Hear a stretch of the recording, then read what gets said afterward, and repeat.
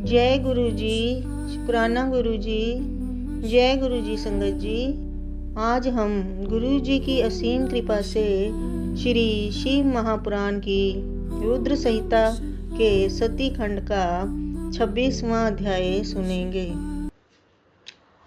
ओम श्री गणेशाय नमः।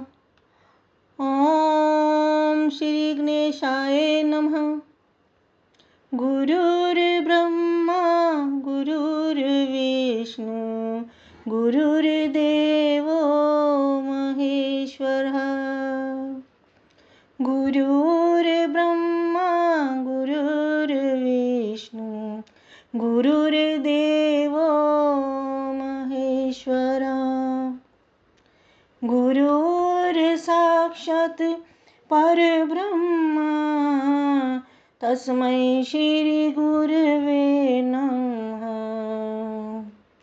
गुरुर्साक्षात् परब्रह्म तस्मै श्री गुरवे नमः। सती के उपाख्यान में शिव के साथ दक्ष का विरोध वर्णन।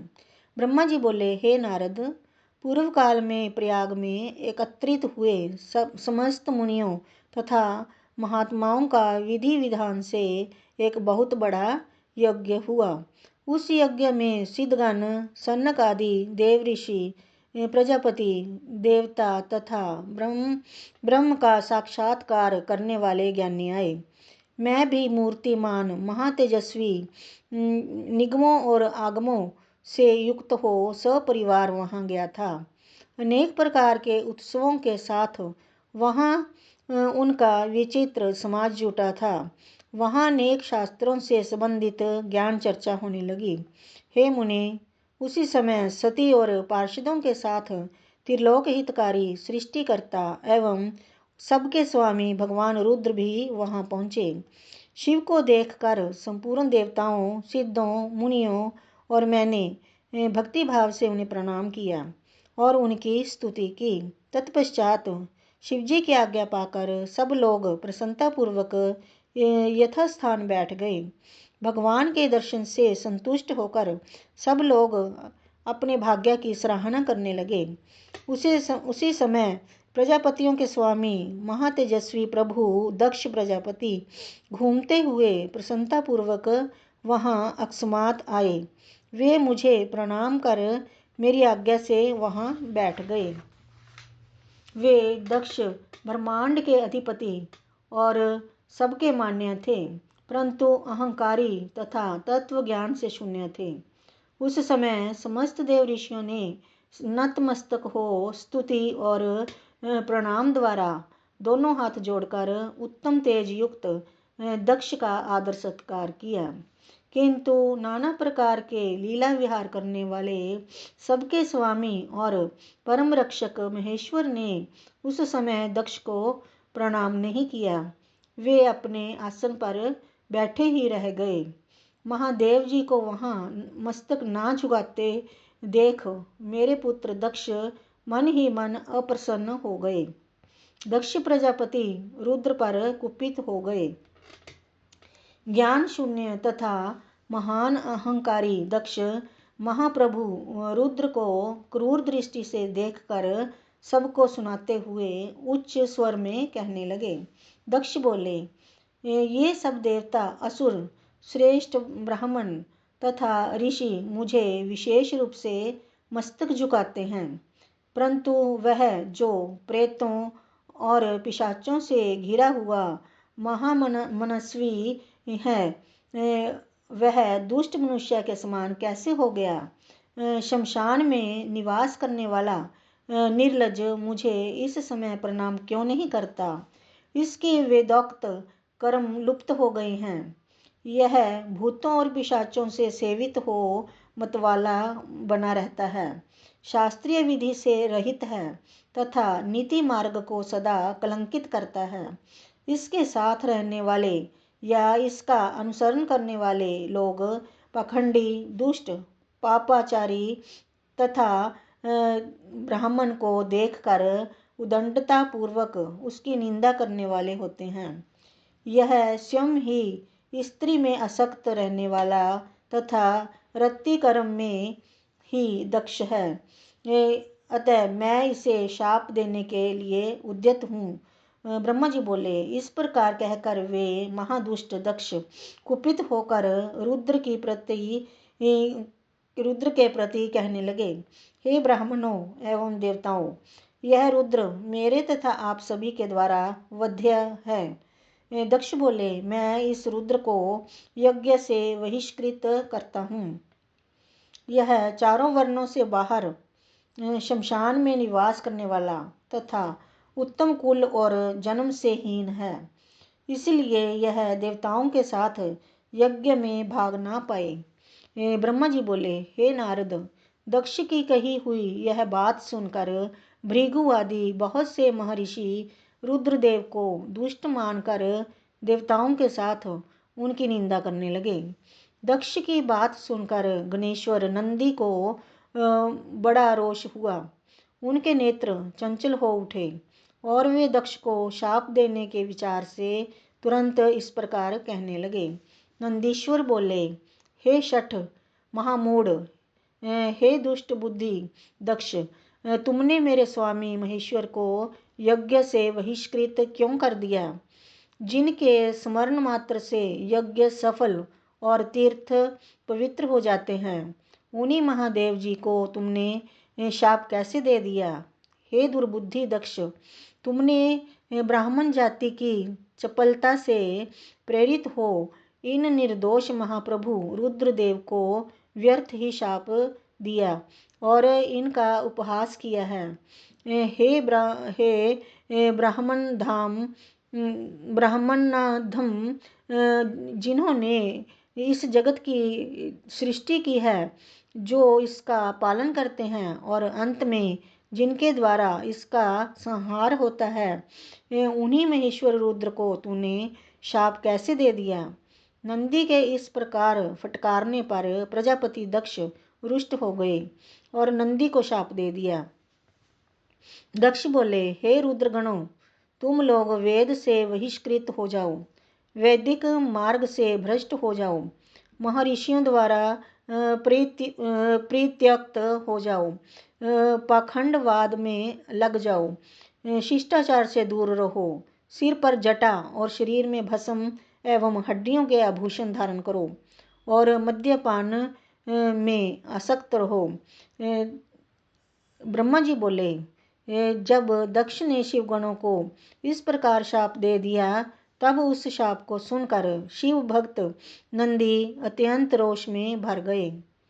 शिलाद के पुत्र शिवप्रिय तेजस्वी नंदी गर्व से भरे हुए महादुष्ट दक्ष को तत्काल इस प्रकार उत्तर देने लगे।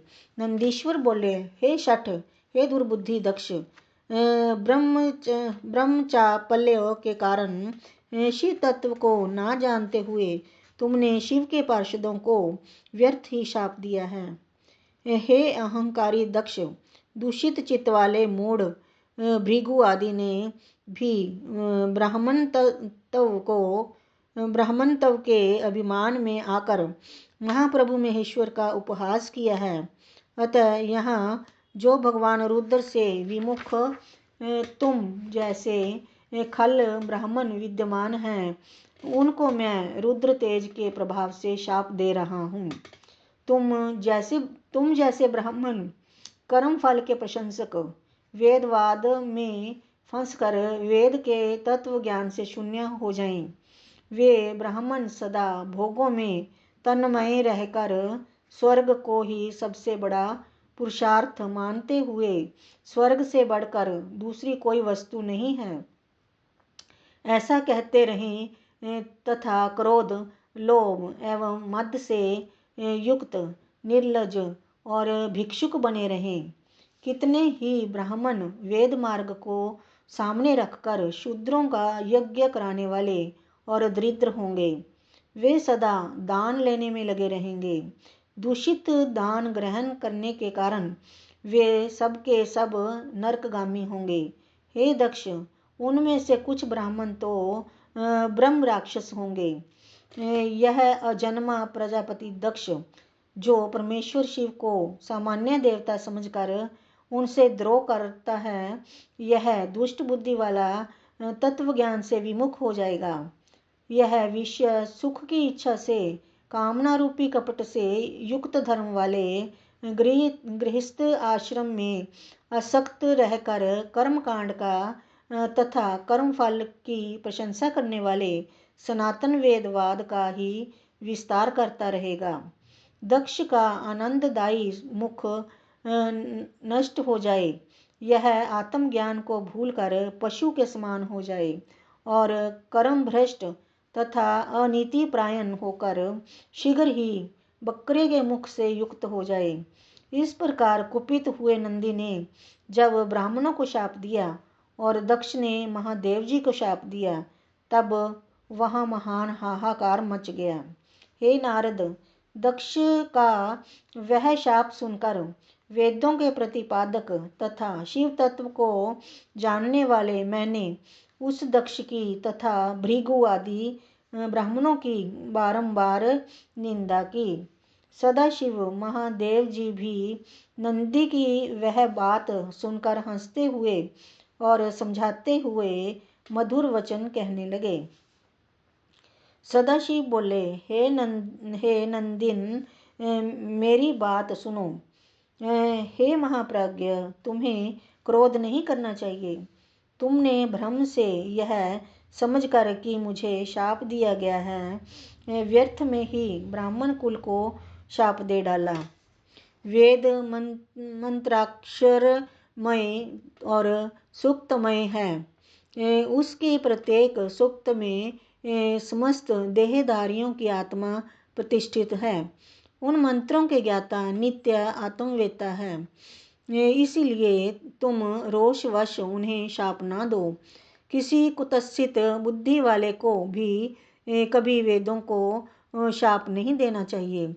इस समय मुझे शाप नहीं मिला है, इस बात को तुम्हें ठीक ठीक समझना चाहिए। हे महामते, तुम तो सनकादि को भी तत्व ज्ञान का उपदेश देने वाले हो, अतः शांत हो जाओ। मैं ही यज्ञ हूँ, मैं ही यज्ञ कर्म हूँ, यज्ञों के अंग भी मैं ही हूँ। यज्ञ के आत्मा मैं ही हूँ। यज्ञ प्रायण यजमान मैं ही हूँ और यज्ञ से बहिष्कृत भी मैं ही हूँ। यज्ञ कौन है, तुम कौन हो और ये कौन है? वास्तव में सब मैं ही हूँ। तुम अपनी बुद्धि से इस बात का विचार करो। तुमने ब्राह्मणों को व्यर्थ ही शाप दिया है। हे महामते, हे नंदिन, तुम तत्व ज्ञान के द्वारा प्रपंच रचना को दूर करके विवेक प्रायण, स्वस्थ तथा क्रोध आदि से रहित हो जाओ। ब्रह्मा जी बोले, इस प्रकार भगवान शिव द्वारा समझाए जाने पर वे नंदी परम ज्ञान से युक्त और क्रोध रहित होकर शांत हो गए। वे भगवान शिव भी अपने प्राण प्रिय गण नंदी को बोध प्रदान करके गणों सहित वहां से प्रसन्नतापूर्वक अपने स्थान को चले गए। इधर रोष से युक्त दक्ष भी चित्त में शिव के प्रति द्रोह युक्त होकर ब्राह्मणों के साथ अपने स्थान को लौट गए। उस समय रुद्र को शाप दिए जाने की घटना का स्मरण करके दक्ष सदा महान रोष से भरे रहते थे। मूर्ख बुद्धि वाले वे शिव के प्रति श्रद्धा को त्याग कर शिव पूजकों की निंदा करने लगे। हे तात, इस प्रकार परमात्मा शंभु के साथ दुर्व्यवहार करके दक्ष ने अपनी जिस दुष्ट बुद्धि का परिचय दिया था वह मैंने आपको बता दिया, और उनकी बड़ी दुर्बुद्धि के विषय में सुनिए, मैं बता रहा हूँ। इस प्रकार श्री शिव महापुराण के अंतर्गत द्वितीय रुद्र संहिता के द्वितीय सती खंड में सती के उपाख्यान में शिव के साथ दक्ष का विरोध वर्णन नामक 26वां अध्याय पूर्ण हुआ। जय गुरु जी। ओम नमः शिवाय। शिवजी सदा सहाय। ओम नमः शिवाय। गुरुजी सदा सहाय। जय गुरुजी।